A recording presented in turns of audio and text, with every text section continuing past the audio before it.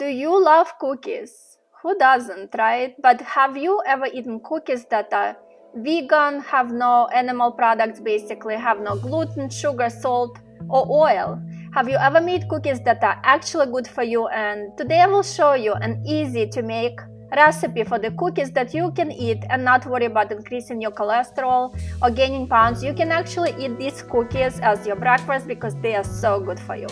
This is Ala Shapira from the Spa Runner channel, where I cover topics on health, wellness, and beauty. You will need 2 cups finely ground rolled oats, 2 tablespoons raw almond butter, 1 cup of dried fruit, 1 tablespoon of nuts, half a cup of dried unsweetened shredded coconut, 1 tablespoon ground chia seeds, spoon vanilla extract, cinnamon, and 1 apple.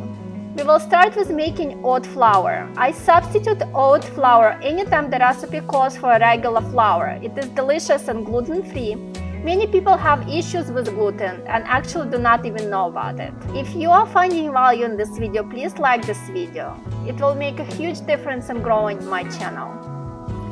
Also, do post requests for any other healthy recipe you would like to see in the comments right now.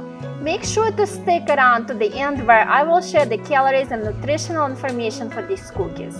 You will be amazed and surprised. We have combined the ground oats, coconut, half a cup of dried fruit. We left another half a cup of dried fruit soaking in half a cup of water. They were soaking for at least an hour prior to filming this.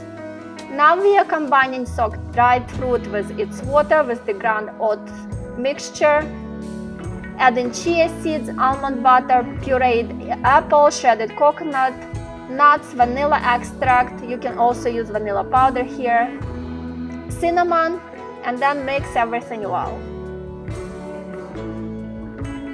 Early in the video, I told you that I was going to give you nutritional facts about these cookies. This recipe makes 12 servings, and each serving is 142 calories. And form cookies using 2 teaspoons of dough per cookie. Place on a baking sheet covered with parchment paper.